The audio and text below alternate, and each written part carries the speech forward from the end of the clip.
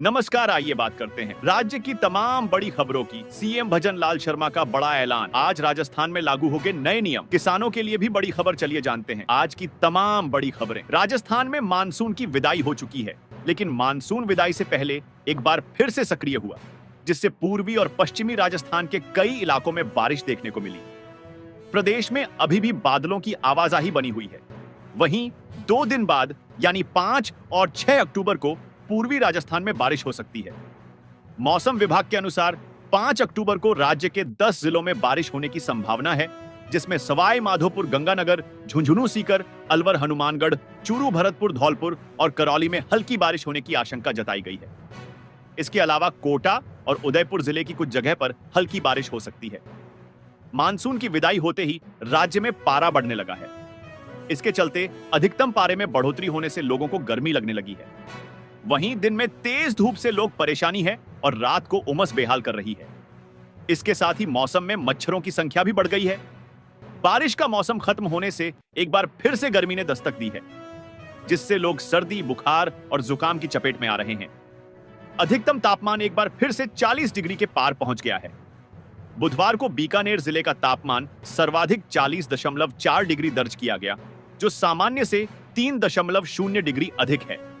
जयपुर में पारा सामान्य से 3.4 डिग्री से ज्यादा दर्ज किया गया। राजस्थान में सरकारी नौकरी पाने की हौड़ में कई परीक्षार्थी फर्जीवाड़े का तरीका अपनाते हैं, डमी बैठाकर परीक्षा पास करते हैं। ऐसे में राजस्थान लोक सेवा आयोग ने बड़ा फैसला लेते हुए एग्जाम प्रोसेस में बदलाव किए हैं, जो जल्द लागू होने जा रहे हैं। इस नए सिस्टम के तहत क्या क्या होगा, यहां जानें। आरपीएसएससी की परीक्षा में डमी अभ्यर्थी से छुटकारा पाने के लिए और इन पर लगाम लगाने के लिए एग्जाम प्रोसेस में बदलाव हुए हैं। इसके तहत अब बायोमेट्रिक सिस्टम शुरू किया जा रहा है। आयोग इसे अभ्यर्थियों के इंटरव्यू वेरिफिकेशन के दौरान ट्रायल बेसिस पर लागू करने जा रहा है। राजस्थान लोक सेवा आयोग की इस खास योजना को केंद्रीय मंत्रालय द्वारा भी मंजूरी प्रदान हो चुकी है। आरपीएसएससी परीक्षा में बायोमेट्रिक सिस्टम मददगार साबित होगा। फिंगर और चेहरे से असली और नकली परीक्षार्थी की पहचान की जाएगी। इसकी मदद से डमी अभ्यर्थियों पर लगाम लगाया जा सकेगा। राजस्थान लोक सेवा आयोग सचिव रामनिवास मेहता के मुताबिक, जब अभ्यर्थी किसी परीक्षा के लिए ऑनलाइन आवेदन करेगा तो वन टाइम रजिस्ट्रेशन के तहत एसएसओ पोर्टल पर आधार कार्ड, जन्मतिथि समेत अन्य जानकारी देगी होगी। यानी अभ्यर्थियों का आधार नंबर वन टाइम रजिस्ट्रेशन के दौरान लिया जाएगा। इसका यह फायदा होगा कि आवेदन के दौरान भरी गई जानकारी भविष्य के लिए सुरक्षित रहेगी। जब विद्यार्थी परीक्षा केंद्र पर आएगा तो बायोमेट्रिक मशीन पर अंगूठे का निशान स्कैन करवाना होगा। साथ ही चेहरे और आंखों की पुतलियों के भी बायोमेट्रिक लिए जाएंगे।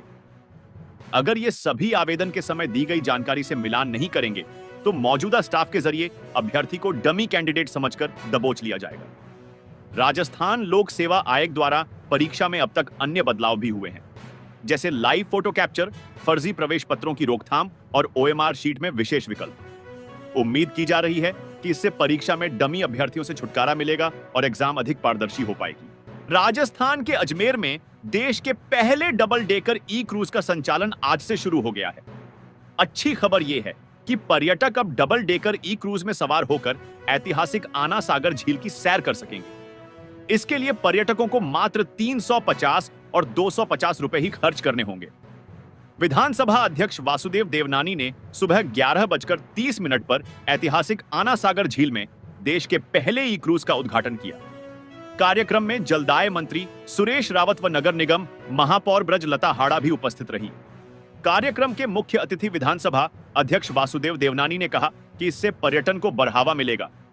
नगर निगम ने इसका ठेका गीता मार्बल प्राइवेट लिमिटेड को 67 लाख रुपए सालाना में दिया है। डबल डेकर ई क्रूज में सवारी का किराया मात्र 350 रुपए प्रति व्यक्ति रखा गया है। वहीं बच्चों की टिकट 250 रुपए रखी गई है। देश के पहले ई क्रूज में एक साथ 150 लोग बैठ सकेंगे। प्रथम व द्वितीय तल पर 75-75 लोगों के बैठने की व्यवस्था है। क्रूज की लंबाई 22 मीटर व चौड़ाई 8 मीटर है। यह झील का एक चक्कर 45 मिनट में पूरा करेगा। गहलोत राज में मंत्री रहे विधायक अशोक चांदना का विवादित बयान सामने आया है। हिंडोली विधायक चांदना ने पुलिस अफसरों को धमकी देते हुए कहा कि उनकी पार्टी सत्ता में आएगी तो तेल निकाल देगी। पुलिस अधिकारियों को खून के आंसू रुलाएंगे। उनके इस बयान से राजस्थान में सियासत गरमाई हुई है। कोटा जिले के सांगोद में कांग्रेस ने किसान न्याय यात्रा निकाली। इस दौरान कांग्रेस विधायक अशोक चांदना के बोल बिगड़ गए और राजस्थान पुलिस के अफसरों को ही धमकी दे डाली। चांदना के विवादित बयान का वीडियो सोशल मीडिया पर भी खूब वायरल हो रहा है, जिसमें वो कहते नजर आ रहे हैं कि अगर किसी पुलिस अधिकारी ने कांग्रेसी कार्यकर्ताओं को परेशान किया तो उनका तेल निकाल दिया जाएगा। विधायक अशोक चांदना ने कोटा और बूंदी के पुलिस अफसरों को चेतावनी देते हुए कहा कि किसी गलतफहमी में मत रहना। 3 साल बाद राजस्थान से पर्ची सरकार चली जाएगी और ढूंढने पर भी आका नहीं मिलेंगे। पुलिस अफसरों ने कांग्रेस कार्यकर्ताओं को परेशान किया तो उनकी पार्टी के सत्ता में आते ही तेल निकाल दिया जाएगा और खून के आंसू रुला देंगे।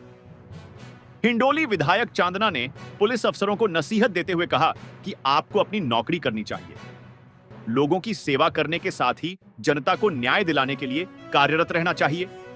सरकारी योजनाओं के माध्यम से हर वर्ग को कैसे फायदा मिल सकता है, इस दिशा में काम करना चाहिए। लेकिन ध्यान रहे कि ऐसा करके आप किसी पर एहसान नहीं करेंगे, बल्कि ये तो आप लोगों का काम है। कुछ लोगों के इशारे पर आप जो कर रहे हैं वो आने वाले दिनों में आपके ऊपर ही भारी पड़ जाएगा। बांसवाड़ा स्थित मानगढ़ धाम में राष्ट्रपति द्रौपदी मुर्मू पहुंची। वह यहां जनजाति विभाग की ओर से आदि गौरव समारोह कार्यक्रम में शिरकत करेंगी। राष्ट्रपति द्रौपदी मुर्मू कुछ ही समय में बांसवाड़ा पहुंचने वाली हैं। इस कार्यक्रम में राज्यपाल हरिभाऊ बागड़े, मुख्यमंत्री भजनलाल शर्मा, जनजाति विकास मंत्री बाबूलाल खराड़ी और राजस्व मंत्री हेमंत मीणा भी मौजूद रहेंगे। वहीं मुख्यमंत्री भजनलाल शर्मा भी मानगढ़ धाम जाने से पहले त्रिपुरा सुंदरी मंदिर पहुंचे, जिसके बाद वह मानगढ़ धाम के कार्यक्रम में भी हिस्सा लेंगे। उन्होंने मां त्रिपुरा सुंदरी के दर्शन और पूजा अर्चना की। मंदिर के पुरोहित निकुंज मोहन पंड्या ने विशेष पूजा अर्चना करवाई। सीएम ने करीब 15 मिनट तक माता के दरबार में पूजा अर्चना की और देश प्रदेश के लिए खुशहाली की कामना की। इससे पहले टीडी मंत्री बाबूलाल खराड़ी, राजस्व मंत्री हेमंत मीणा और अन्य नेताओं ने स्वागत किया। लाखों आदिवासियों के आस्था के केंद्र स्थल मानगढ़ धाम में राष्ट्रपति द्रौपदी मुर्मू का यह पहला कार्यक्रम है। राजनीति और सामाजिक समरसता के इस केंद्र पर प्रधानमंत्री नरेंद्र मोदी और कई राज्यों के मुख्यमंत्री भी सभा को संबोधित कर चुके हैं। लेकिन स्थानीय लोगों को मानगढ़ धाम को राष्ट्रीय स्मारक का दर्जा मिलने का इंतजार है। राष्ट्रपति के कार्यक्रम के साथ ही यह आस एक बार फिर जग गई है, क्योंकि पहली बार किसी राष्ट्रपति का मानगढ़ धाम में कार्यक्रम होगा। बता दें कि सीएम भजनलाल भी अब तक 3 बार बांसवाड़ा जिले के दौरे पर आ चुके हैं। उन्होंने पहला दौरा तलवाड़ा और दूसरा दौरा बांसवाड़ा शहर में किया था। हालांकि दोनों ही बार कोई बड़ी घोषणा नहीं किसी थी। अब उनके तीसरे दौरे से स्थानीय लोगों को उम्मीद है कि वह मानगढ़ के मंच से संबोधित करते हुए जनजाति बाहुल्य क्षेत्र के लिए बड़ी घोषणा कर सकते हैं।